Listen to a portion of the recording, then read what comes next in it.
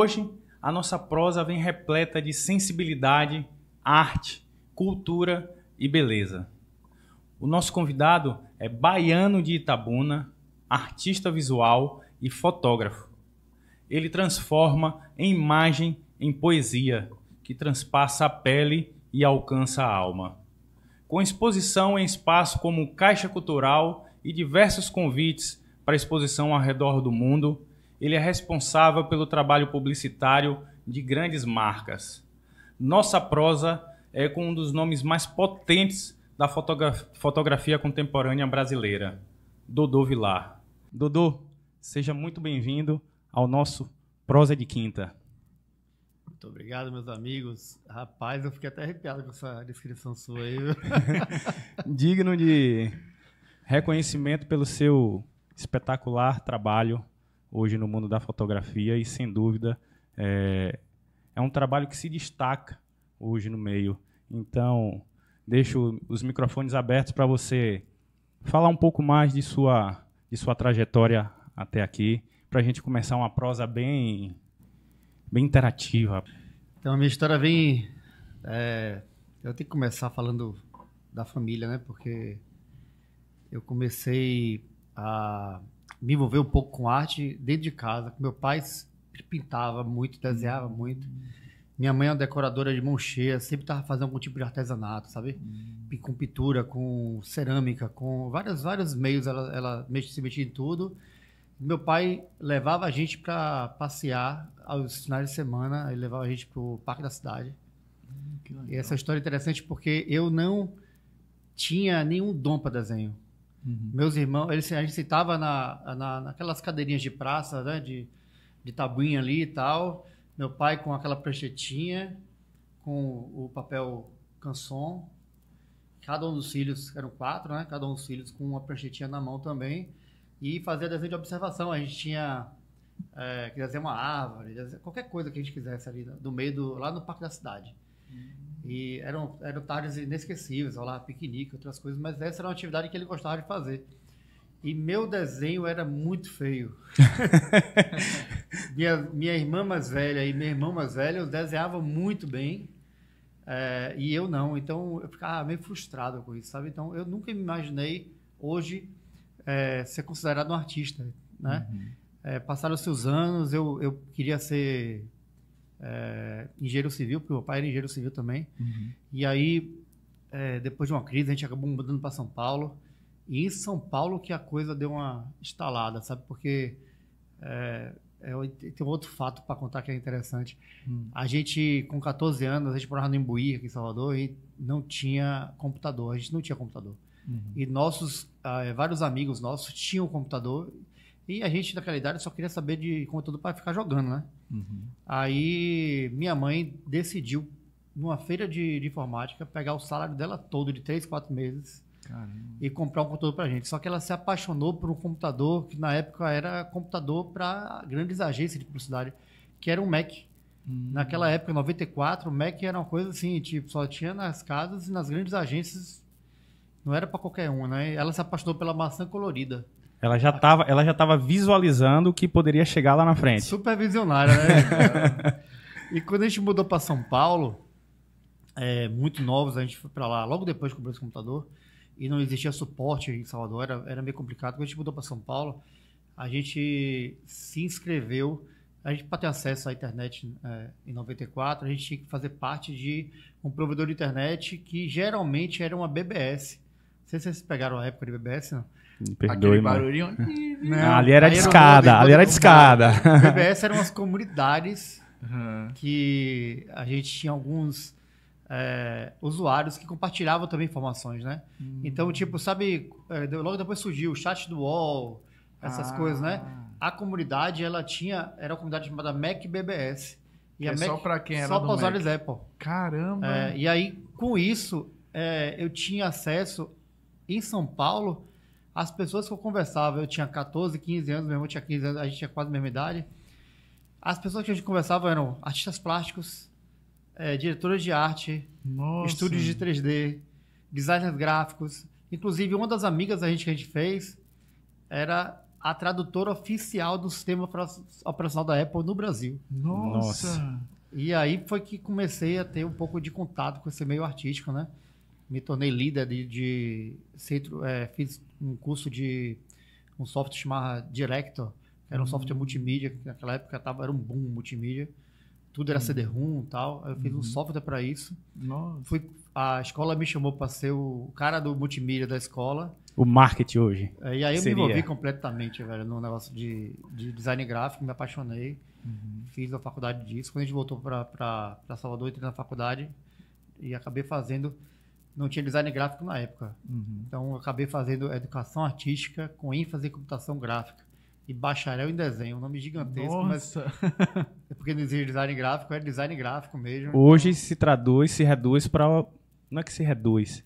Hoje está tudo compactado na função de design gráfico. Essas atividades, essas funções. Quase sim, né? Porque hoje a única diferença para o design gráfico dessa minha formação para o design gráfico oficial era o nome, né? Que pela aprovação em MEC e tal, esses processos todos da faculdade não tinha liberação. Tanto que essa foi a última turma da faculdade foi a minha. A seguinte já foi design gráfico. Mas meu quadro de matérias era todo focado em design gráfico. Tanto de produto como design, né? Design de produto e design gráfico.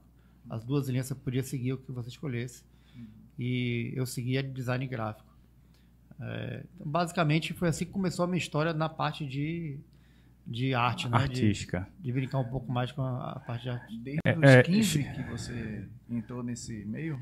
Desde os 15. Deixa eu só aproveitar aqui, apresentar também meu companheiro de prosa, Breno Cunha, psicólogo. E é importante, já que já começamos tão bem essa prosa de hoje, Breno, como é que você enxerga hoje a psicologia com a fotografia, com a arte? Como é que elas interagem? Eu vejo uma expressão da alma, né, do ser humano. A arte tem muito a ver com isso, você trazer o mundo interior para fora e também captar. Eu vi esse quadro aqui, você conseguiu captar a alma ali daquele ambiente, né? Então, tem tudo a ver com a psicologia. Inclusive, a arte, ela harmoniza o ser também. É uma via de mão dupla. Uma pessoa que está harmonizada por dentro, ela consegue produzir uma arte. E o ambiente ao seu redor harmoniza o ser também. Sem sombra de dúvida. Então tem tudo a ver a arte com a psicologia, com as emoções. Com o momento, né? Sempre. Momento, né? Às vezes aquela arte está casando com o seu momento e tem hora que não está mais, né? E você já quer outra coisa. Você é atingido de uma maneira... Você vai no museu, por exemplo. Tem gente que olha uma obra, acha maravilhosa. Tem gente que olha e fala assim, o que é isso, cara? Não consegue conectar, né? São diferentes, né? Por causa dos contextos de vida e coisas. Exato. É um instrumento de autoconhecimento, né? A arte, de você reconhecer coisas em si também. Eu quero ouvir mais de você, na verdade, né? E poder aprender. Tem até uma... Hoje é um pensamento, né? Uma frase de Ansel Adams, que foi um fotógrafo americano no começo de 1900, que ele dizia que a câmera fotográfica é só parte do processo. Você pensa dessa mesma forma, tem esse mesmo entendimento, ou sua criatividade... Vou trazer para uma prosa mesmo, para ficar mais fácil das pessoas entenderem. Tem muita gente que acha que a câmera fotográfica que vai fazer a foto. E, na verdade, uma foto está muito além de uma câmera fotográfica. A prova disso, a prova maior disso é que as fotos mais valiosas do mundo ainda são as das máquinas de filme, né? Sério?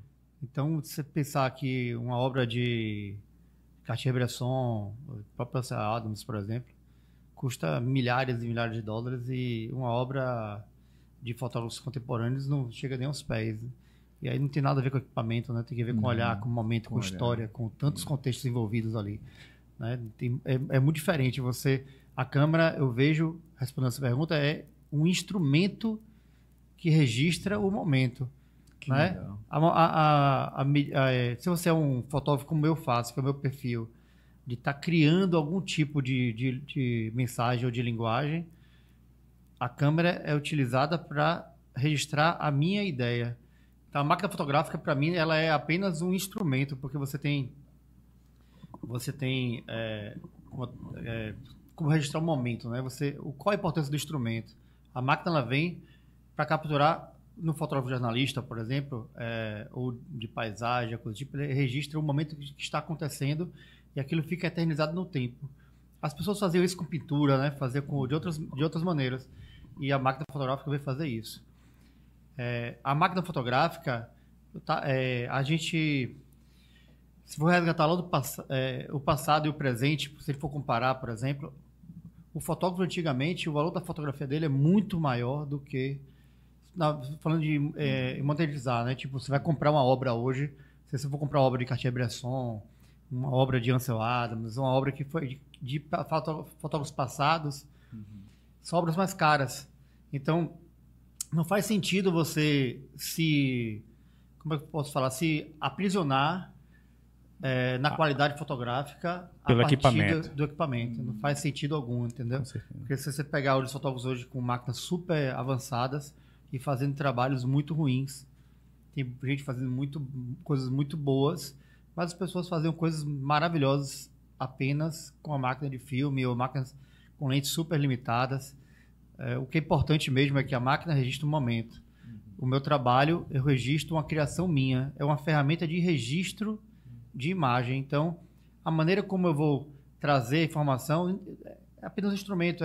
Se você for entrar no contexto de um cara que faz a ilustração digital ou ilustração de pintura, a única diferença é o cara que faz a ilustração digital, ele vai poder replicar aquilo diversas vezes. E a pessoa que faz a pintura numa tela, por exemplo, ele só vai ter uma unidade daquilo. Isso. E você cria o quê? Escassez. E aí, quando você cria escassez, você cria valor.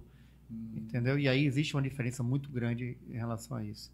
Em Leibovitz, que para mim é a fotógrafa mais fantástica da atualidade, ela foi a mulher que registrou aquela foto de Yoko e John Lennon. Sério? No dia da morte dele. Caraca. Aquela foto famosa que tem ele nu sobre ela. Uhum. Ela registrou aquela foto no dia da morte dele. Então imagine o valor que tem aquela imagem. Ela estava ali. Ela não foi uma grande artista naquele momento, mas ela foi importante em registrar aquela foto no momento. E o engraçado é que a fotografia, a arte em si, a valorização dela com o tempo, quando é uma arte de fato, ela se destaca. Se destaca principalmente se ela tem essa coisa da escassez. É por isso que os fotógrafos, eles decidem fazer tiragem limitada ou não tiragem limitada. Quando você dá você cria a coisa da exclusividade, você cria também a escassez e o tempo valoriza. Mas imagine assim, por exemplo, se todo dia você pode imprimir quantas cópias você quiser de alguma coisa, com o tempo ela não vai ter tanto valor, entendeu? Sem sombra de dúvida. A gente trazendo para a arte, você contou com o seu desejo quando começou, com o incentivo de seu pai e sua mãe tendo a perspectiva futura do profissional que você ia se tornar no mundo da arte. E a primeira foto, aquela foto que marcou, você tem ainda essa recordação, Dudu? Rapaz, eu tenho algumas recordações do meu início com contato com câmera fotográfica. A mais forte para mim, até pela situação que eu vi hoje com meu pai, a mais forte é a lembrança que eu tenho dele indo comigo para o zoológico fazer um trabalho de escola. E ele tinha acabado de comprar a câmera de meu avô. Que meu avô foi fotógrafo, é mais uma história para contar. Meu avô foi fotógrafo do exército. Então essa história já vem no sangue. Ele era fotógrafo do exército, ele fazia foto para o exército, para a revista do exército. Ele fazia duas coisas no exército. Era a revista, que é a parte da comunicação, e ele fazia a parte de radiologia. Então ele tinha uma câmera fotográfica Nikon, que é a marca que eu uso hoje. E uma máquina maravilhosa. Inclusive, a gente usa a mesma lente que era de meu avô para fazer os filmes hoje. Quando ele vai gravar algum filme que a gente quer uma pegada mais bonita e tal, essa lente é maravilhosa. E ela traz um aspecto de textura diferente. A gente pega a máquina moderna e usa a lente da máquina que foi de meu avô, sei lá, 1960, 1965. Entendeu? Então, pra gente trazer, ainda existe máquinas com filme. Existe. E existe uma tendência muito forte de retorno das máquinas de filme. Vários clubes de fotografia em São Paulo principalmente, e no mundo, né? Mas em São Paulo é muito forte, de comunidades que trabalham com filme e com revelações químicas, né? De você fazer a chapa de vidro, ir para algum lugar, aquelas caixas, tipo lambe-lambe, que você bota o nosso na cabeça para cobrir e tal, e fazer a foto ali do momento e revelar uma chapa única de vidro. Tem processos analógicos que estão voltando com muita força, que é uma tendência, porque com a inteligência artificial você acaba tentando resgatar aquela coisa que a gente estava falando, de exclusividade, de escassez, autoralidade, coisas que a máquina não vai conseguir fazer. Aquela coisa do inesperado, por exemplo, entendeu? Um erro de um filme que estava vencido, aquela coisa ali só acontece ali sem a habilidade do computador, entendeu? Então acaba trazendo um pouco mais de valor àquelas coisas, entendeu? No mundo de fotografia, e você como artista, você prefere fotografia autoral? Você prefere campanha? Você prefere estúdio? Conta um pouco mais dessa sua experiência, dessa sua vivência no mundo da fotografia. Quando eu comecei a fotografar, foi em 2010. Assim, eu estava falando da história de meu pai, né, que me levou para o zoológico para fotografar e tal. Esse foi o meu primeiro contato com a câmera. Fiz um trabalho para a escola com essas fotos, né? E aí depois eu desabilitei a câmera da minha vida por algum motivo. Eu retornei na faculdade a ter contato com câmera, mas eu fiz uma viagem para a Chapada Diamantina. Quando eu voltei da Chapada, as fotos, eu acho que foram 7 rolos de filme. Quando eu fui revelar, eu era estudante. E aí foi uma facada tão grande a revelação que eu acabei abortando a coisa da fotografia de novo. Falei assim, não, velho, isso aqui tá muito caro para mim. E aí eu retornei com a ajuda de um amigo que, em 2010, eu tinha uma agência de publicidade, uma agência de design, na verdade. Em 2010, ele ia comprar uma câmera nova. Aí ele me emprestou a câmera dele. Aí falou, não, fique 2 meses aí com a câmera e tal. Ele queria vender, né? Aí eu gostei, comecei a fotografar minhas irmãs e tal, não sei o quê. Fiz vários ensaios de minhas irmãs. Acho que essa memória é muito forte, porque eu ia de madrugada e falava, irmã, bora, eu quero pegar o sol nascendo e tal. Isso tudo porque eu queria ser um fotógrafo diferente. Porque eu me chamava de maluco, pô. Eu fazia foto de gestante 3, 4 horas da manhã. Mas maluco com o resultado é gênio. Mas as fotos ficaram lindíssimas. Eu chegava na praia 3 horas da manhã, o sol nascendo, tudo escuro ainda. Que legal. Aí pegava aquele sol lindo de manhã cedo. As fotos ficavam maravilhosas. Aí, quando mostrava, durante o ensaio, eu pegava a foto e mostrava a câmera assim, digital para cliente. Ela falava assim: meu Deus, eu achava que era Photoshop. E não era, porque eu sempre quis fazer diferente. Isso exige um certo esforço, né? Então, eu acordava sempre de madrugada. E, através desses ensaios de gestante, minha agenda ficava lotada. Era tipo, eu fazia 5, 6 ensaios às vezes, por semana. Nossa. Era muito doido. E aí não tinha vida social, porque eu acordava tarde, cedo demais. E depois tinha que voltar para o trabalho, porque você tem que atender, tratar foto, babá, né? E aí, nesse momento era você para fazer foto, tratar foto, disponibilizar foto. Isso sim. Depois eu tinha um núcleo com 5 pessoas tratando foto. E eu fazia parte de fotografia e fazia a revisão, logicamente, dessas imagens. Mas fazia proposta, estava em contato, né, tal. Mas eu via cansado, aí eu decidi parar de publicidade. E quando eu fui parar de publicidade, eu também me tornei notável, porque o mercado me abraçou. E eu sempre fui muito perfeccionista. Mas se eu dizer, do que você mais gosta de fazer? É meu trabalho autoral, sem dúvida. E minha fuga do trabalho comercial é o trabalho autoral e as minhas viagens. Né? Então, quando eu vou fotografar os meus modelos lá, com minhas ideias que eu crio, desenvolvo, começa no papel e tal, também tem a parte da viagem. Então, eu falo assim, eu vou ter que viajar. Mas a viagem é desculpa para fotografar ou a fotografia é desculpa para viajar? Rapaz, é uma pergunta difícil, né? Porque a gente, quando a gente vai viajar de férias, a esposa da gente sempre quer viajar com a gente, né? E aí, quando você consegue viajar com ela, é maravilhoso. Mas você não consegue ter a dedicação exclusiva para fotografia. Então, eu prefiro fazer a viagem fotográfica sozinho, porque eu vou acordar 2 da manhã, pegar o sol nascendo, 3 horas da manhã, para pegar, sei lá, 2 horas de trilha, para poder chegar no ponto certo, pegar o sol nascendo, por exemplo, entendeu? Eu vou pegar um lugar que é super turístico, eu quero fotografar aquele lugar e no horário normal é muito cheio, então eu tenho que pegar no horário muito cedo. Ou então eu vou ficar até tarde da noite para poder captar as estrelas, entendeu? Então, não é o mesmo ritmo de fotografia de turismo. E aí, então, você respondendo essa pergunta, é difícil. É difícil. O ideal é sempre você ter os dois. Você viajar a passeio, não, e a fotografia ser ali, tipo, rolou alguma coisa, vamos fazer uma foto aqui. Eu fiz recentemente uma viagem para a Europa com Juliana, que eu usei a câmera em vários momentos, mas eu não tinha, como é que fala, o compromisso com ela. Eu tava ali com a câmera para cima e para baixo. É porque a câmera fotográfica para Dodô hoje é como se fosse uma parte do corpo de Dodô.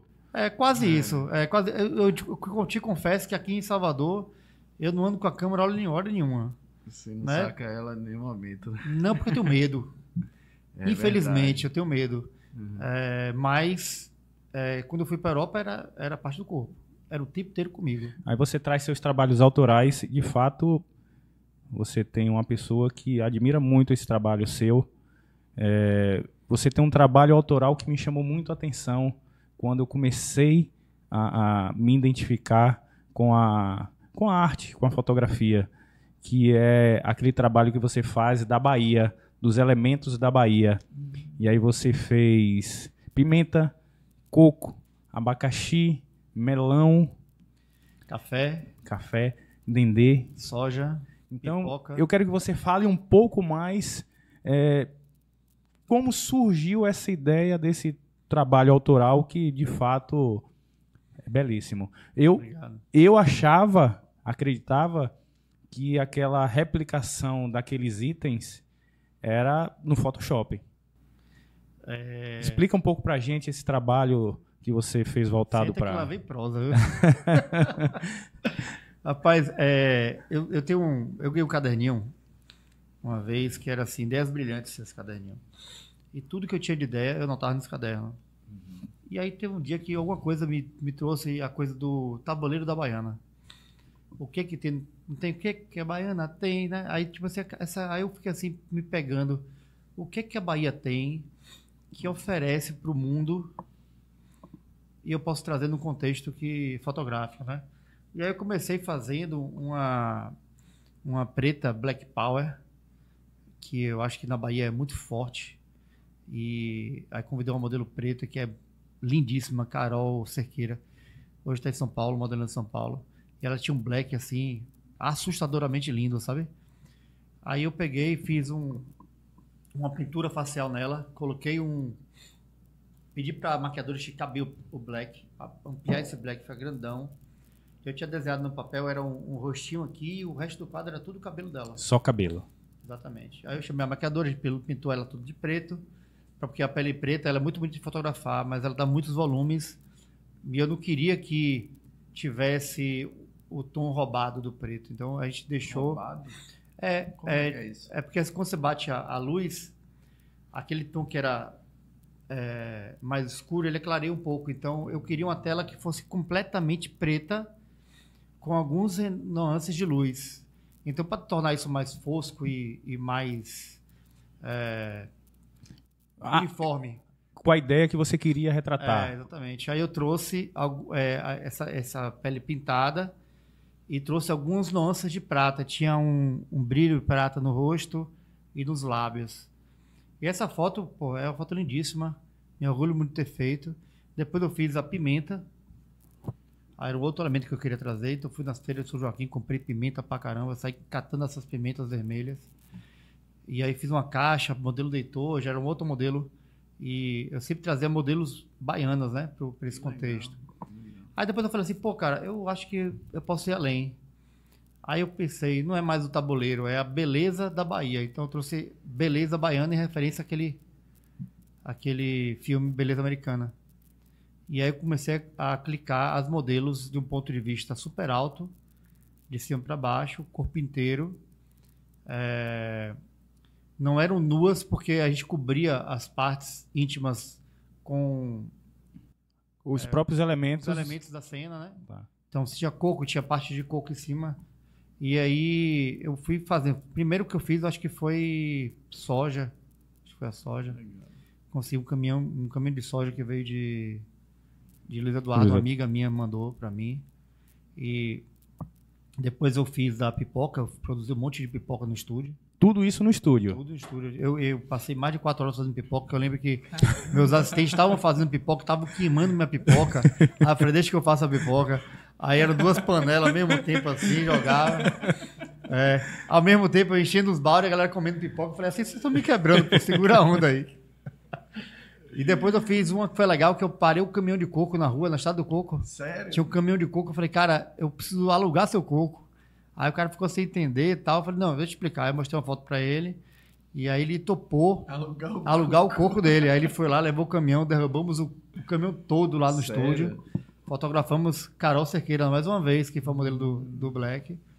E aí fiz várias outras versões dessa série Beleza Baiana, que inclusive ela vai ser modificada. Eu tô esperando o momento certo, porque eu preciso fazer uma viagem, sei lá, de 4, 5 meses, pelo menos, para modificar essa série um pouco, entendeu? Eu não posso contar agora para não dar spoiler, mas vai ficar linda também. Mas realmente foi um trabalho maravilhoso. E a gente já entra em outro trabalho autoral teu, que inclusive estava em exposição na Caixa Cultural, que é o Amor Enraizado. Você traz no Amor Enraizado o corpo humano para retratar essa arte. De onde surgiu essa ideia? Essa talvez seja a série mais importante que eu já tenha feito na minha vida, em termos visuais e de impacto. É uma série que ela grita, sabe? Porque ela grita para a sociedade. As coisas da rotulação ao próximo, de você não dar oportunidade ao próximo, apenas avaliando as pessoas pela aparência, sabe? Sem dar oportunidade de voz, de trabalho, uma gentileza, coisas do tipo. Esse trabalho, ele surge...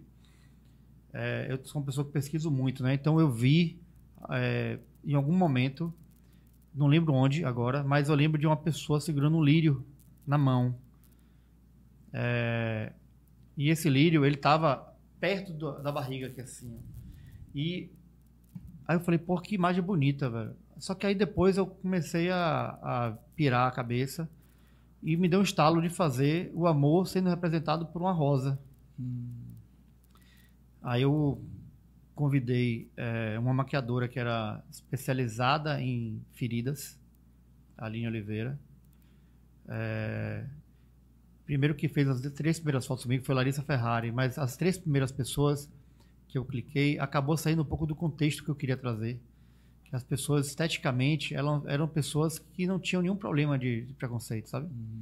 Então eu falei, não, vou descartar essas imagens, eu vou recomeçar. Aí eu chamei a Aline Oliveira, que começou a fazer esse trabalho comigo, e a primeira pessoa que eu queria trazer para esse ensaio não aceitou o convite, que foi meu irmão.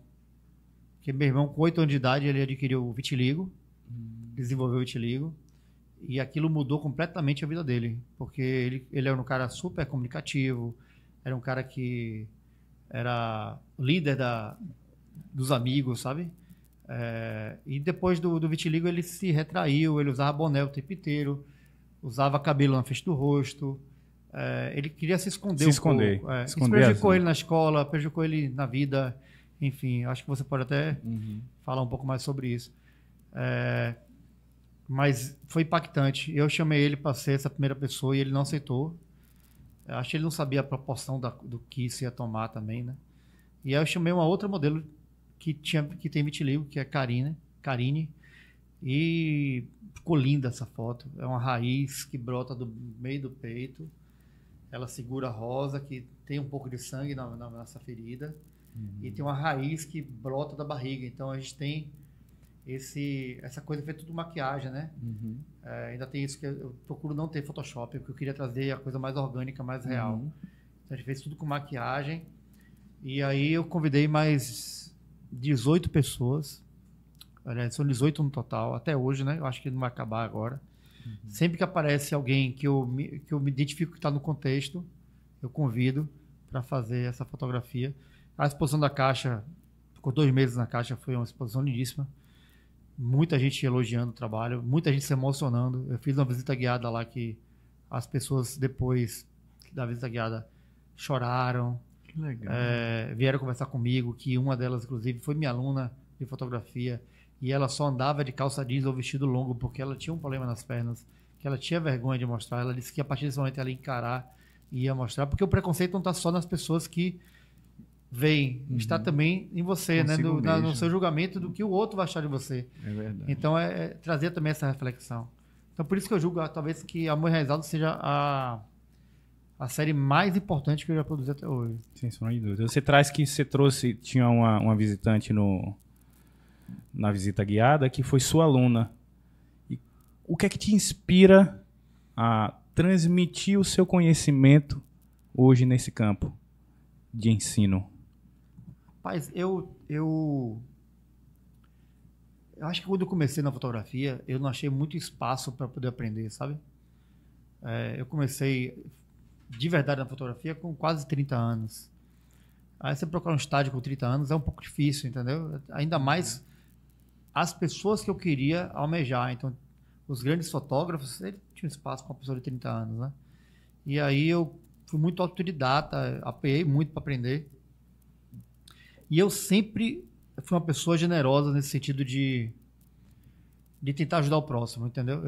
Eu nunca fui egoísta nesse sentido. Então, às vezes a pessoa está errando, eu puxo pelo braço e falo assim, cara, não é por aqui, é por aqui. Então, eu sempre gostei muito de fazer esse tipo de coisa. E quando eu tenho a oportunidade de ofertar conhecimento, logicamente que tem uma parte financeira que eu sou retribuído, né? E faz parte. Mas muita gente vem, me liga, fala assim, Dodô, eu tô precisando resolver um problema aqui e tal, né? Como é que eu resolvo? Eu vou lá e ensino como é que resolve. Eu não falo para ela assim, paga minha hora que eu vou te ajudar, entendeu? Existe muito disso, né? Você liga para um advogado e fala assim, me ajuda aí, tô com uma dúvida. Você marca a consulta comigo, uma hora de relógio aqui, que vou te cobrar tanto e vou te passar. Não é o meu perfil. O meu perfil é sempre de colaborativo. Eu tenho um grupo no WhatsApp hoje, tem 408 fotógrafos hoje. Caramba. Todos ou são meus alunos ou são pessoas que gostam do meu trabalho. E que acompanham, né? Exatamente. E ali eu estou sempre tentando fazer alguns encontros, fazer algumas coisas para promover a fotografia, porque eu acho que assim, quando todo mundo se abraça com o mesmo direcionamento, em termos de qualidade fotográfica, valor fotográfico, você melhora todo o mercado. A valorização do trabalho, sem sombra de dúvida. Porque senão fica todo mundo se nivelando por baixo e aí o mercado se autodestrói. Que você vira concorrente, você não vira mais parceiro, entendeu? Quando todo mundo está nivelado por cima, imagine se eu faço a conta rápida aqui. Se um cliente tem 10 mil reais para fazer uma foto, ele tem 10 mil reais para fazer uma foto. Mas existem mais, sei lá, 5 clientes que têm 10 mil reais para fazer uma foto. Aí você vai lá e acha um fotógrafo que cobra 1.000, aí o outro vem e cobra 800, ou cobra 500. Aí ele sempre vai tentar fazer pelo mais baixo, a não ser que seja uma pessoa que tem a habilidade de identificar. Não, vou pagar os 10 mil desse cara aqui, porque esse cara estudou, ele trabalhou, ele vai me entregar um resultado diferente. Mas se a maioria estiver ofertando por baixo, as 5 pessoas que poderiam pagar 10 mil cada uma, elas vão pagar cada uma 500. Não é verdade? Sim, sombra de dúvida. Olha quantas pessoas estão ficando fora desse bolo aí. Se fosse uma coisa que, tipo assim, você ganha 10, você ganha 10, você ganha 10. Que, na verdade, o trabalho vai ser executado. O problema é a valorização e a forma que vai ser executada. Exatamente. Um dia cheio de trabalho, se a câmera tivesse sentimento, o que é que você acha que sua câmera diria no final do dia para você? Rapaz, certamente ela diria, não estou cansada, vamos mais. Cara, tem dia que ela vai pedir, pelo amor de Deus, pare, porque a gente já pegou situações inusitadas, mas eu acho que ela diria um pouquinho mais, pouquinho mais. Dessa inusitada, qual foi o lance mais inusitado que, se você puder falar, abrir com a gente, qual foi o lance mais inusitado que você já teve em sua carreira? Rapaz, a minha câmera já tomou banho de chuva, banho de tinta, banho de água, já passou por situações severas. Mas acho que a pior de todas que minha câmera gritaria foi os Lençóis Maranhenses, cara. Porque trocar de lente ali é uma loucura, né? Então, a areia vem, eram 2 câmeras, ficar trocando o tempo inteiro. Eu tenho um voo que eu fiz lá também, que eu voei praticamente num Fusca voador, um Fusca com asas, porque o avião era tão velho que Isso lá nos Lençóis Lá nos Maranhenses. Lençóis, fiz umas fotos aéreas lá que era complicado. Acho que ela gritaria, me desce daqui, por favor. Ou então pedir um paraquedas. Tanto que eu só avisei a família que tava voando depois que eu tinha pousado. Claro. E deixa eu ver se tem a situação inusitada. Rapaz, eu já passei por algumas coisas, tipo, tá, na época que eu fotografava muita gestante, tava clicando na gestante, aí tem sempre aquele pai que não é muito presente, né? Tem aquele pai que tá em tudo e tem aquele que deixa a gestante lá e vai fazer outra coisa e sai, né? Esse cara saiu, foi fazer uma compra no McDonald's com o filho, voltou 4 horas depois. Mentira, 4 horas não, ele voltou, sei lá, 1h30 depois. Aí chegou lá, a primeira coisa que ele perguntou assim, e aí, Jorge Tadeu, já acabou? Aí eu falei assim, peraí, como assim, cara? Quem sabe quem é Jorge Tadeu sabe do que eu tô falando, né? Sabe? Você sabe quem é Jorge Tadeu? Você sabe quem... Então, você sabe quem é Jorge Tadeu? Jorge Tadeu é um fotógrafo que foi... Quem fez o papel da novela foi Fábio Júnior. Era um fotógrafo que pegava... Todo mundo da cidade. Por que eu te dei esse apelido? Eu sei lá, vai entender, cara. Aí eu me decidi de abestalhado e segui meu baile, né? Mas tem algumas pessoas que são fora da casinha, cara. Já peguei coisas engraçadas, né? Você trouxe a história do amor enraizado. E fale um pouco mais de o que levou você a querer fazer essa obra, essa série. E para quem é leigo, eu vou até fazer pergunta para quem é leigo que está assistindo. Qual a diferença de autoral para comercial nesse mundo da arte? Quem não conhece, o que diferencia fotos autorais para fotos comerciais? Para quem nunca ouviu falar, como é que você responde isso? Tá. O trabalho do Amor Enraizado, ele é um trabalho que eu acho que a grande inspiração foi essa de meu irmão, porque eu vivi aquilo de perto. Eu vi meu irmão sendo chamado de leproso, vi mãe de colega de sala, porque a gente era muito próximo. E eu estudei com ele na mesma sala há alguns anos. E eu falava assim, eu via gente falando para não andar com ele, para não pegar o vitiligo, para ignorância e tal. Então eu meio que subjetivamente acho que ele me levou a esse contexto, entendeu? E aí quando eu vejo as pessoas também sendo agressivos com os idosos, por exemplo, eu tenho um idoso nesse retrato, sendo agressivos, impacientes com gestantes, sendo agressivos com um cego, por exemplo, entendeu? Não oferecer uma ajuda, ou não oferecer um lugar na fila, entendeu? Então, pequenos atos, assim. Então, você vê isso no seu contexto do dia a dia. E aí você consegue trazer uma reflexão para as pessoas que estão vendo aquilo ali. Dessa coisa da falta de oportunidade. Inclusive, no dia que eu fiz a exposição da Caixa, a gente começou com 15 obras na Caixa. E as 3 outras obras, a Caixa me pediu, ela pediu para eu fazer, mas não, a gente começou com 14 obras. Aí eu tinha umas 3 que eles me pediram para eu produzir, com clientes Caixa, e aí eu produzi, mas minha exigência é que tivesse dentro do perfil da série, e eles foram maravilhosos, conseguiram pessoas incríveis. Legal. E uma outra pessoa, que foi a 18ª, no dia que eu estava fazendo a foto, que eu tinha marcado de fazer a foto de todo mundo, eu estava indo de um trabalho para o estúdio nessa travessia. Olha como é que são deslocamento. As coisas. Eu parei na sinaleira, ali em Estela Maris, parei na sinaleira e a sinaleira tinha um cara que tinha um braço amputado. Nossa. Vendendo paçoquita. Aí eu falei, cara, eu não vou comprar só paçoquita não, mas eu vou te dar uma grana para você ser modelo de uma série fotográfica minha, você topa? E esse cara ficou em êxtase. Quando eu falei o valor que eu ia pagar para ele, ele falou, velho, vai salvar meu aluguel do mês, vai me salvar. O que eu tenho que fazer e tal, não sei o quê. Aí eu falei, velho, você vai ter que ir com uma cueca preta, no endereço tal e tal e tal, tal hora. E ele me ligou várias vezes, tá confirmado? Eu falei, vai, pode vir, pô. Ele não tinha cueca, eu falei, não, vai na Americanas, compra a cueca, eu vou te pagar a cueca, você vai para lá, mas a gente vai fazer essa foto. E aí, quando ele chegou lá, esse cara contou a história de vida dele, o cara que foi atropelado, ele era padeiro, e ele entrou numa rua de moto errado, entrou na contramão, o carro pegou ele, e ele perdeu o braço, que era a principal ferramenta de trabalho dele. Ferramenta. E ele estava ali, inclusive, ele me contou que Na Sinaleira, ele recebia vários convites para entrar no mundo do crime, para droga, essas coisas. Nossa. Porque a galera passava lá, não, largue isso, venha... Uhum. Tem um caminho mais fácil, entendeu? Uhum. E ele se segurava para poder não entrar nessa área. Então, dentro desse contexto, o resultado é muito importante, entendeu? Uhum. E a respondendo a sua outra pergunta, o autoral é diferente do comercial, porque o comercial é um trabalho encomendado, né? Seja gestante, seja um retrato corporativo que eu faço, seja um trabalho de publicidade.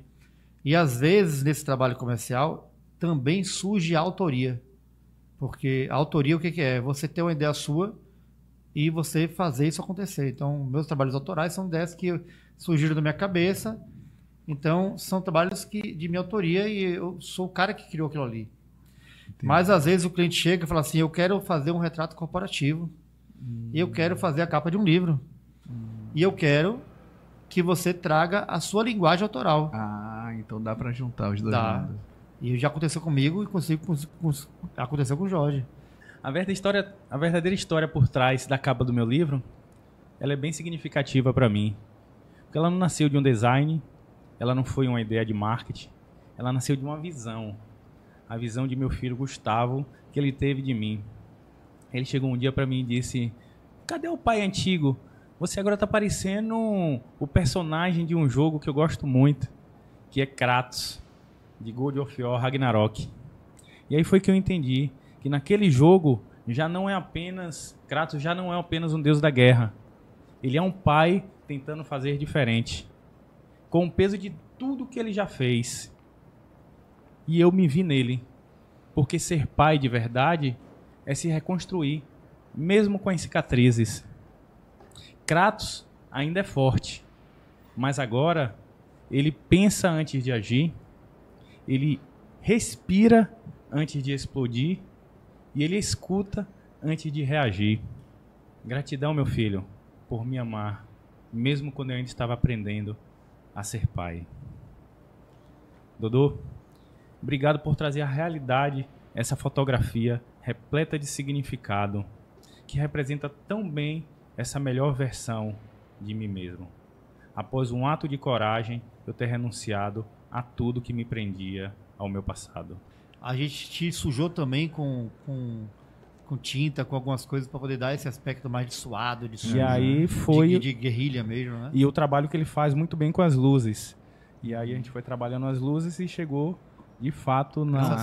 Não teve manipulação, não. Não teve? Não. Caramba. Isso aqui foi fogo em volta? Não, é isso. Esse é um pincel de luz que a gente chama... São fibras...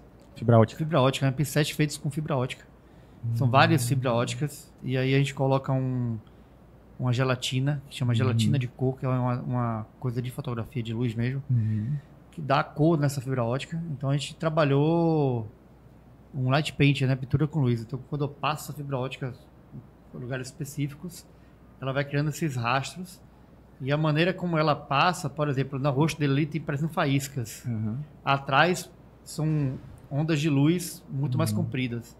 Ali na faísca é algo de estrobo, né? Tipo, a luz é piscando. Que legal. Então ela vai interrompendo esse traço. Na outra não, a luz contínua, entendeu? E aí dá esse efeito que a gente chegou em diversas imagens lindíssimas. Acho que tem duas no livro, né? Tem duas. Tem a das costas, que é no... A costas, que é na contracapa, e tem a capa. Quase um Kratos, só precisava raspar a cabeça aí. Kratos é do seu God of War. Caramba, que legal a referência. E ele deu sorte porque eu conhecia Kratos, que eu adoro jogar God of War. Só faltou a risco. Adorava, não tenho mais tempo, mas adorava. Faltava a listadinha. A cicatriz. A cicatriz de Kratos. Que massa. É um trabalho muito bonito. Eu gosto muito desse resultado. Muito bom. Deixa eu fazer outra pergunta. Hoje está muito em alta a ideia de retratista. O que é retrato para comercial, para autoral? Como é que é esse mundo aí que estão se colocando no mercado fotógrafos dizendo que são retratistas e também está indo muito para a área da psicologia, dos arquétipos. Você poderia falar um pouco disso? O que você acha disso? Eu sou meio ignorante nessa parte de arquétipos, né? Porque eu sempre... eu dirijo minha fotografia de acordo com o que a pessoa me passa ali na hora. Então, eu vou ali me sentindo como é que é, a pessoa mais tímida, uma pessoa mais extrovertida, tal. Então, eu sinto, então vou guiando o ensaio ali. Eu nunca pesquisei a fundo os arquétipos, né? Entendi. Eu achei que o arquétipo, ele... Aí já falando um pouco dos retratistas, Isso. né? E dos arquétipos. Eu acho que tem muita gente que faz retrato e faz muito bem, mas tem muita gente que usa a linguagem dos arquétipos e essas coisas para vender algo que eles não fazem. É exatamente isso que eu Entendeu? quero saber. O que é realmente, em essência, um retratista? Qual é a característica de um retrato que difere de comercial e difere de... A gente tem que Como é que é isso? tentar diferenciar marketing, né, do que é fotografia bem feita, né? Entendi. Às vezes a pessoa fala assim, não, eu estudo todos os arquétipos, vou fazer ensaio de acordo com o seu arquétipo. Aí quando você vê a foto, todas são iguais, o arquétipo de não sei o quê, todo mundo sai igual, entendeu? Entendi. Então, acho que a leitura do retrato, o retrato já diz, ela tem que retratar A pessoa, né? a pessoa. Então, o retrato é você conseguir extrair uma identidade daquela foto. Eu acho que o maior retratista do Brasil é Luiz Garrido, que é um fotógrafo que ele já tem histórias para contar. Já fotografou a Niemeyer, já fotografou Ciri Moreira. Ciri Moreira, inclusive, ele contou um caso que ele fotografou Ciri Moreira. Ele conseguiu fazer Ciri Moreira fazer de novo o que aconteceu com ele no Jornal Nacional, que foi que ele gravou sem a parte de baixo, só com o paletó. Sério? Ele conta essa história e tem alguns casos que ele conta. Então, acho que o retratista de verdade, ele vai com a câmera na mão, ele vai com a luz pronta e ele não levanta a câmera nenhuma, ele fica batendo papo até achar aquele momento ideal. A sensibilidade de achar o momento ideal. Tem que ter essa intuição, Exatamente. né? Que eu vejo, um olhar crítico que eu vejo também sobre isso, que virou comércio, virou jogada de marketing. Mas, na verdade, a pessoa ali, às vezes, até perde a identidade, né, dela. Eu quero trazer um arquétipo tal, isso, aquilo. Aí a pessoa veste de um jeito, tudo. Cadê a identidade dela ali? Exatamente. Como é que você identifica um arquétipo se você não é psicólogo, Não tem nenhuma formação para isso, entendeu? E o seu olhar artístico é muito mais preciso no identificar do que uma pessoa que estudou arquétipo, porque você tem a sensibilidade. Quando você disse, eu vejo ali se é uma pessoa mais tímida, você vai conhecendo, vai pegando um pouco dela, né, para trazer a identidade dela para fora. Isso eu achei bacana que você trouxe. Eu acho que tem que ser natural. Então, quando você vai com um script muito pronto, é bom você ter aquela base, né? Tá embasado. Vou fazer uma foto de um retrato corporativo de não sei quem. Então, você se embasa um pouco antes, você conhecer um pouco da pessoa e tal. Mas é muito mais interessante quando você vai ali sem o script pronto. Então, você vai e você, ao decorrer, você modifica tudo. E tem vários ensaios meus que acontecem. Eu vou fazer isso, isso, isso e isso. Eu adoto no papel. Eu tô com essas ideias aqui. E durante o ensaio eu modifico tudo, porque eu vejo que não está acontecendo, não está rolando. Aí eu falo assim, o cliente às vezes está gostando, eu falo assim, velho, não é isso, deixa eu mudar aqui. Não tem roteiro. Ou seja, não tem um roteiro. O ensaio fotográfico muito mais é surpreendido pelo momento. Você vai seguir ali o roteiro que vai ser guiado pelo momento. Então, muito bom. Você começa com uma ideia, mas às vezes você acerta, você vai direto, e às vezes você não vai. Eu fotografei agora recentemente 3 mulheres. E eu tinha...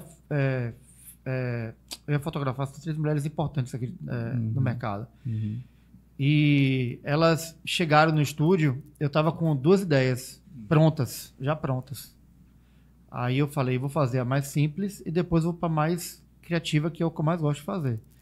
Só que elas estavam com pressa, não gostavam de foto, e aí não deram espaço para que acontecesse a segunda etapa.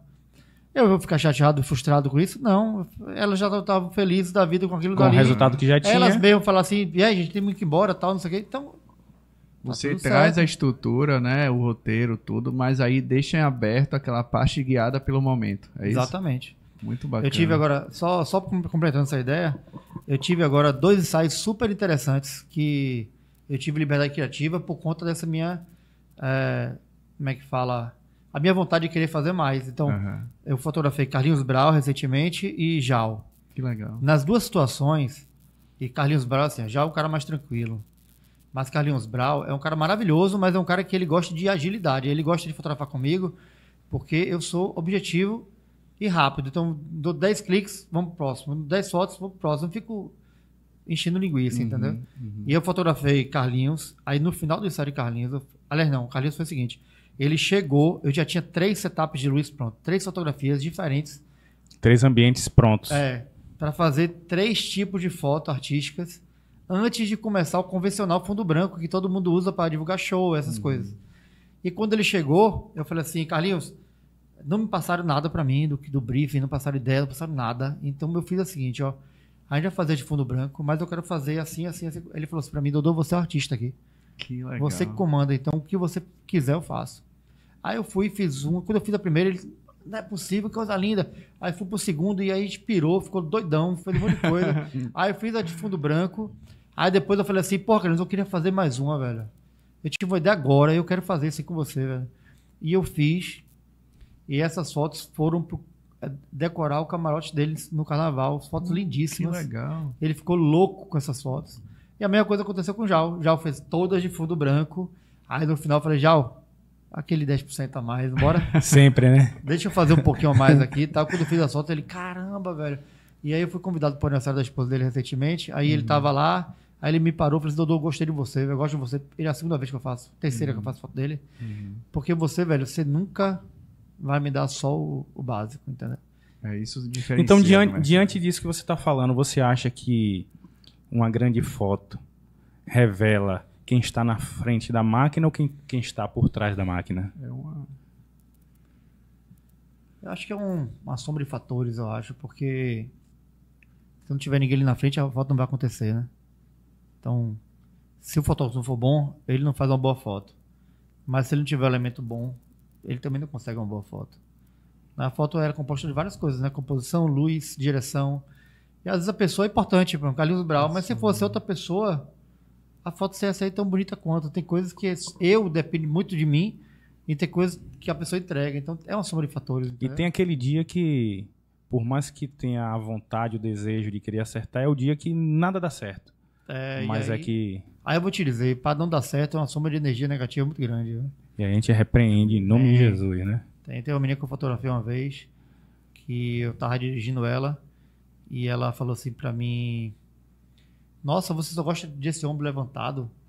Mas eu tava tentando trazer pra ela um posicionamento de corpo que deixava ela mais magra, porque ela era mais cheinha. Então eu tava querendo valorizar ela, e ela enxergou aquilo como se fosse limitado em posicionamento, entendeu? No final ela escolheu um monte de foto, amou tudo, mas ela chegou a falar isso pra mim. Então às vezes Você chegou a explicar ela? A razão não, né? Que aí seria delicado. Né? Seria delicado, né? Mas, verdade. Mas existem vários contextos isso aí, então é importante esses dois lados, sabe? Essa troca é muito importante. Muito bom. E é importante a gente entender que por trás do profissional também tem um ser humano, tem uma pessoa que tem seus sentimentos.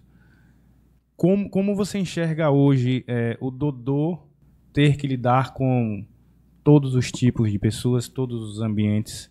Porque quando você se coloca no direito de não querer um trabalho porque você não concorda com aquela ideia e com aquele pedido.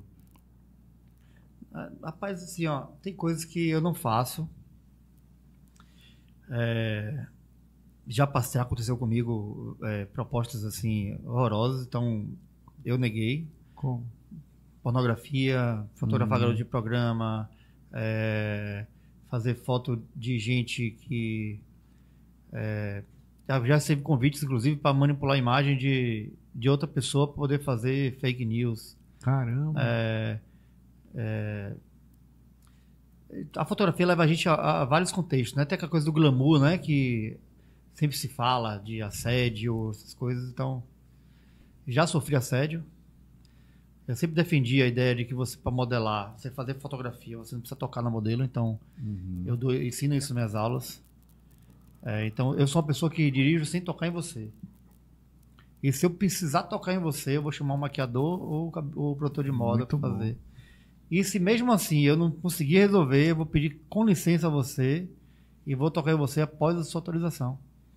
Porque eu acho que isso é um limitador que É ética, traz né, um pouco de profissional. respeito. Eu falo assim, esse cara aqui, ele tá aqui para fazer o melhor, ele não tá aqui para Abusar. Mas eu já tive situações de modelos de tirarem a roupa no camarim e vir nua pro meu lado e falar assim, E aí? e aí? Tem que estar bem atento a isso, porque tem o E aí eu, outro lado, né? Que você É. pode ser. eu saio de baixo, porque pra mim, aliás, quando eu comecei, tem um amigo meu que falava assim, Dodô, eu fotografo. Eu falei assim, velho, por que você só faz isso na sua casa, velho? Pô, muda o cenário, velho. Aí ele falou assim pra mim, não, velho, eu faço porque é mais perto da cama. Caramba. Aí eu falei assim, você é idiota. Você é um completo idiota, velho. Entendeu? Porque, você vê, o mundo é composto de pessoas e pessoas, né? Uhum. Então esse cara leva uma fama que ele Pra acaba classe. dirigindo para outros fotógrafos, entendeu? Há aquela fama de fotógrafo, não sei o quê, velho, isso aí não existe, cara. Fotógrafo é muito trabalho. Fotógrafo não é só arte também, é muito trabalho. Muito pô, trabalho. claro. Por trás da câmera, por trás de um set, Toda a tem. técnica, esforço. Exatamente. Dentro dos seus trabalhos, qual foi a que, se você puder compartilhar com a gente, qual foi aquele que mais te emocionou? Qual foi aquele que te trouxe mais aquela emoção que dificilmente dá para controlar? Caramba, tem. Acho que o Amor Rezado certamente é um dos mais fortes, né? Que me emociona até hoje. Quando eu falo dele, eu me arrepio. Mas tem outras histórias, inclusive de gestantes, sabe? De gestante que eu fui fotografar e perdeu o bebê depois. Nossa. Coisas que me deixaram meio abalado, sabe? Uhum. Inclusive, a parte de gestantes é uma coisa muito, muito incrível. Porque a mulher, ela, apesar de estar gestando, ela é uma pessoa de extrema coragem. O marido é o limitador e a mulher, ela quer fazer tudo para ter uma foto maravilhosa, entendeu? Então eu fazia coisa tipo, suba naquela pedra, ela vai subir. Aí Sem ia- nem sem nem questionar. Aí o cara fala assim, não vai não. Ela fala, eu vou, que eu quero fazer a foto igual aquela que o Dodô fez. Aí ela vai, sobe com a ajuda da gente, com todo o cuidado e tal. Mas ela vai lá e sobe, porque ela quer fazer aquela coisa, entendeu? Isso é extremamente emocionante, pô, porque você vê aquela vontade, sabe, de registrar um momento tão especial da vida dela e ela tá entregando pra mim aquele momento, entendeu? Então, eu sempre amei fotografar gestantes, por conta dessa conexão, né? A gestação, ela traz um apelo muito forte. Nenhuma mãe quer passar a gestação sem ter uma foto. Ela só passa se ela não puder pagar o fotógrafo. Mas se ela puder, se ela ganhar de presente, vai ser muito É um difícil. desejo Ela da não vai maternidade de toda mulher, sem Exatamente. sombra de dúvida. A gente você não passou pra gente. Deixa pra gente seu @, do Instagram e de suas redes sociais, para que as pessoas possam acompanhar seu trabalho, que sem sombra de dúvida é extraordinário. Instagram é dodovilar.foto, valeu pra camarita. Dodovilar com 2 L's, .foto. O Instagram de gestantes é Luz da Criação. E estou reabrindo meu Instagram, que é Ateliê Dodovilar, que vai ser só a parte autoral. Meu site dodovilar.com.br. E basicamente essas 4 conexões aí. Você tem mais alguma experiência que você queira compartilhar conosco Rapaz, eu tenho nessa um negócio. prosa? Eu queria contar pra ele da história da foto. Conta. Conta aí. Essa foto eu fiz numa viagem que eu ia sozinho. Eu ia com a namorada pra essa viagem, que coisa doida. Eu ia com a namorada da época nessa viagem, a gente terminou. Ela disse que não ia viajar mais. Eu falei, eu vou viajar.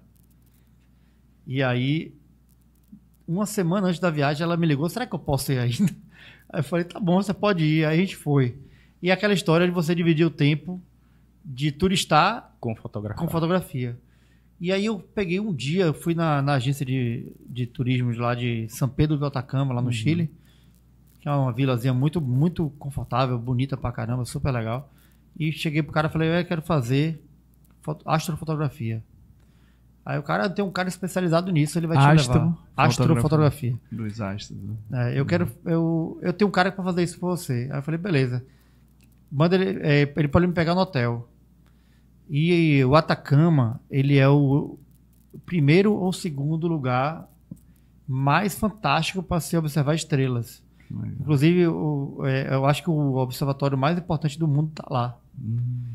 E olho nu você vê a Via Láctea assim de forma absurda.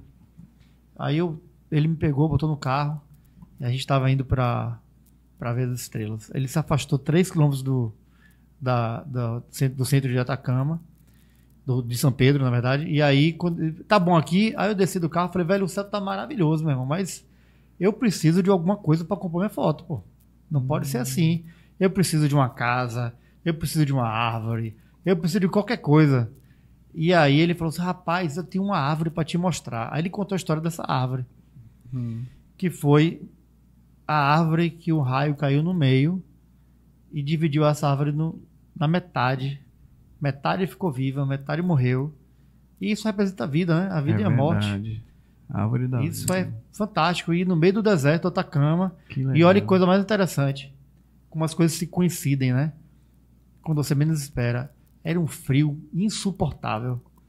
A gente foi para um lugar bem, bem distante e achou a árvore.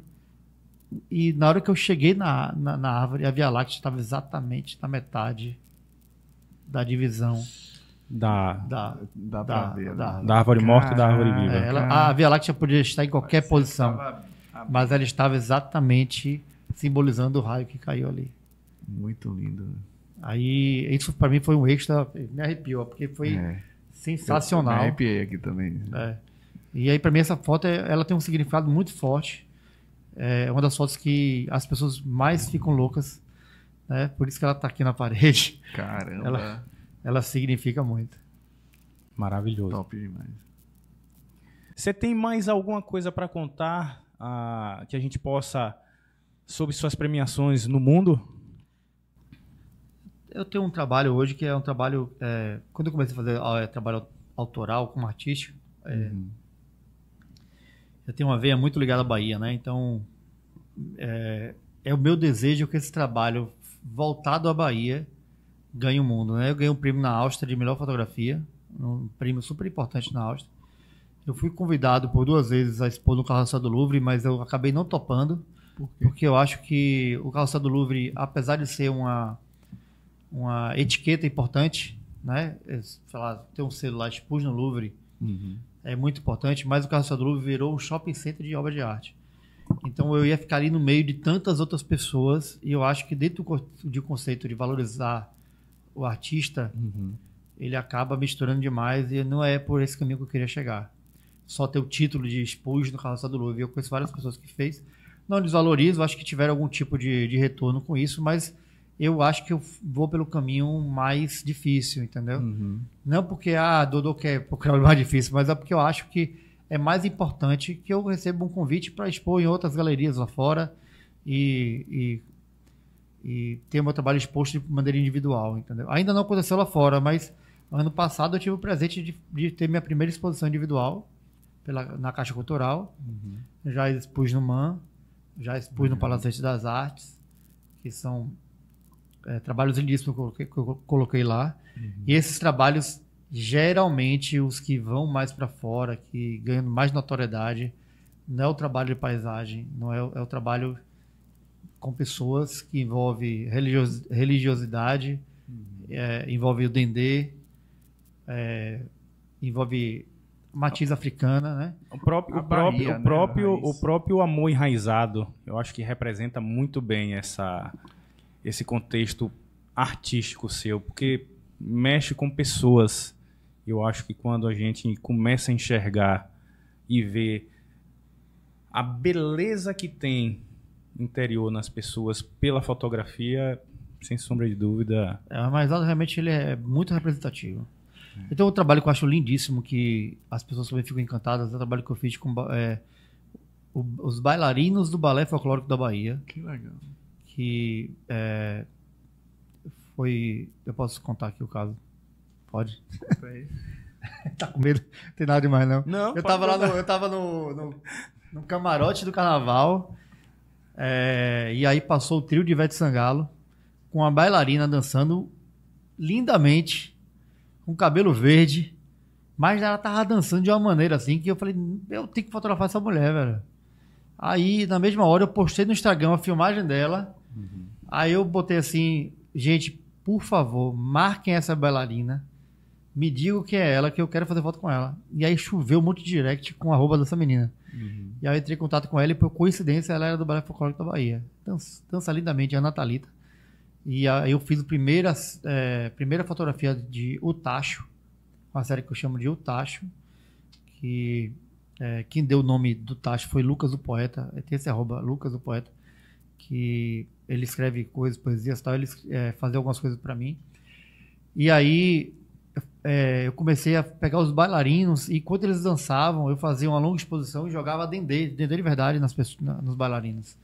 E aí ficava aquela explosão de calor humano, sabe? Parecia que estava saindo fogo das veias, sabe? São fotografias lindíssimas. E aí eu fiz a série, fiz com mais quatro bailarinos. Depois eu fiz com os capoeiristas, porque a capoeira também é uma dança, né? Claro. E inclusive a da capoeira eu vou ter que retomar, porque eu tentei fazer por 2 vezes. A primeira eu tentei no meu estúdio e os capoeiristas ficavam caindo, porque o óleo escorrega, né? Aí depois eu tentei num galpão que o chão era mais áspero, mas mesmo assim eles escorregavam, aí mesmo assim eles insistiam muito. Eu coloquei alguns... caramba, como é que eu esqueci agora? De embalagem, pô? Aquele papel de embalagem? Enfim, coloquei os papéis no chão. E aí molhava, eles faziam algumas acrobacias, conseguiam fazer, mas logo depois começavam a cair. Aí teve um tombo lá que eu falei, cara, não, vamos suspender. E o cara, não, vamos fazer mais, quero fazer mais. E uma queda feia, eu falei, não, velho, você tá doido? Não, eu tô acostumado a cair. Eu falei, não, dá pra você quebra um braço aí, meu irmão. Dá um problema, fique quieto. Vou fazer de novo. Eu quero fazer de novo com areia no chão pra fazer essas fotos. Mas tem fotos lindíssimas da capoeira também, da série O Tacho, que é uma das séries mais lindas que eu tenho também. E muitas outras que vocês devem conhecer aí. Muito lindas. Um trabalho muito lindo.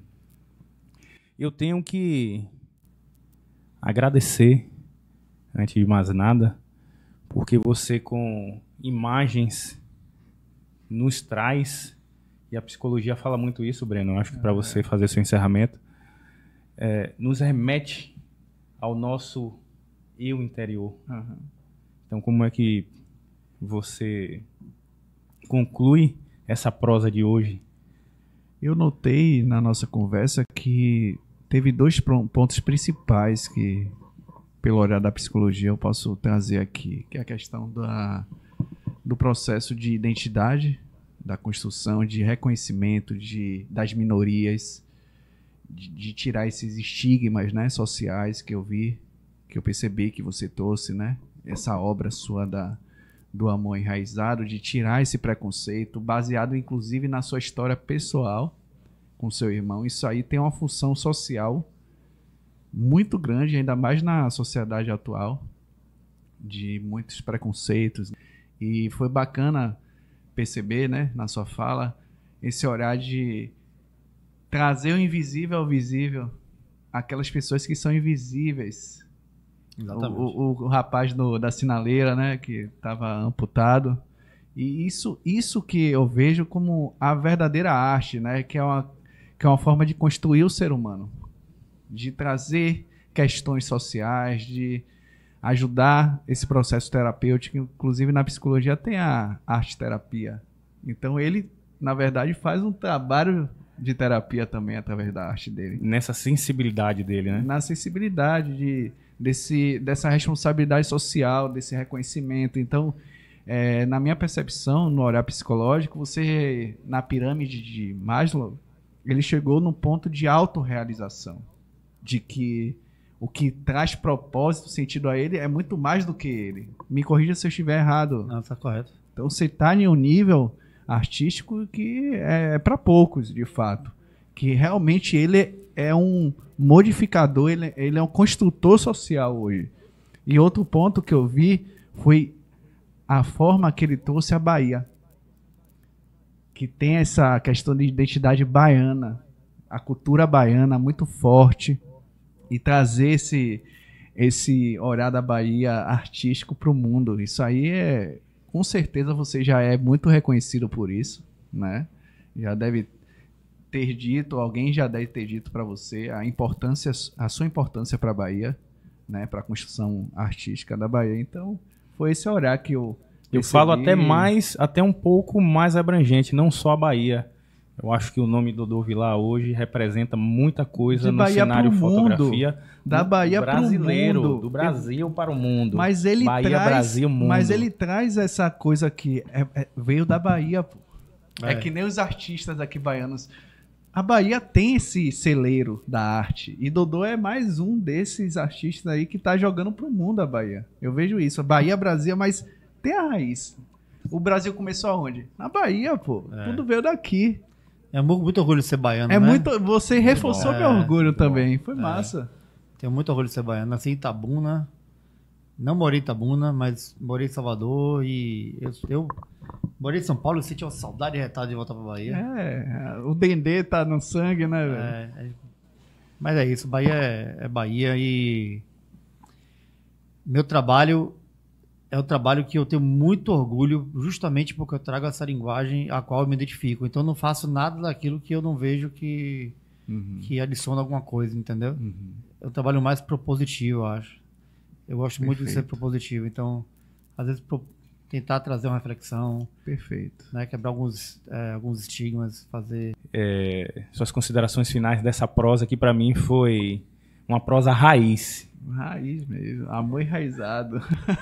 Eu só queria concluir dizendo que o mundo ele tá muito difícil, né? Então as pessoas andam muito desconfiadas, as pessoas andam com medo, as pessoas estão cada vez vivendo seus mundinhos individuais. E isso é consequência do momento, né? Então a gente tem que tentar trazer essas pessoas para perto da gente que tem um pouco mais de oportunidade ou que tem um pouco mais de facilidade de lidar com o outro, talvez. Aí vou trazer só mais um caso do Amor Enraizado, porque eu fotografei várias pessoas, cada um com uma história diferente. E eu fotografei uma idosa que ela foi convidada pela Caixa para fazer essa foto. Eu pedi, eles me deram alguns perfis que eram possíveis, eu falei, eu quero fotografar o idoso, porque acho que o idoso é uma pessoa que sofre preconceito no trânsito, na fila, porque tomou a frente na fila, etc. Então eu quis trazer esse contexto. Então ela veio até meu estúdio, ela tocou o interfone e ela não queria entrar, porque ela estava com medo de entrar, porque ela não sabia quem estava ali naquele estúdio, ela estava sozinha. E eu estava fotografando outras pessoas naquele dia. Aí eu falei com ela, liguei para ela, falei assim, você pode vir, eu sou um fotógrafo que sou conhecido, tem outras pessoas aqui, eu não estou sozinho, fique tranquila, é um trabalho artístico super bonito que eu já fazer e tal. E ela na porta do estúdio, no galpão, porque o estúdio é um condomínio de galpões, ela estava na portaria do galpão, dos galpões, né, do condomínio. E ela estava ainda insegura, eu mandei minha maquiadora lá, conversar com ela pessoalmente, com uma mulher, conversar com outra mulher. E aí ela decidiu vir. E nós fizemos as fotos, eu conversei um bocado com ela, porque não é só apertar um botão, né? Eu cheguei lá, conversei um bocado com ela. E aí, quando eu fiz a foto, ficou maravilhosa a foto, uma das fotos mais lindas que tem. E durante um dos momentos da exposição foi a entrega dessas obras que a gente fez em tamanho menor, de presente para essas pessoas. E no momento que eu entreguei para ela, ela falou assim para mim, muito obrigado. Quando você quiser me fotografar de novo para qualquer coisa, você pode me ligar. Então você vê como as histórias mudam. A gente se emociona. Na vida dela. E aí o cuidado com o próximo. Então eu quero trazer essa reflexão, deixar aqui essa reflexão e essa provocação também. Claro. Para que as pessoas procurem ser mais gentis e escutarem mais também. As pessoas pararam de escutar. Que é muito mais uma visão de um fotógrafo. É uma visão de um ser humano.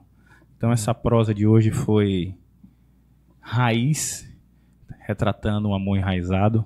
Obrigado, Dodô, pela sua entrega na arte. Muito obrigado, Breno. Muito obrigado, Breno. Obrigado, Jorge.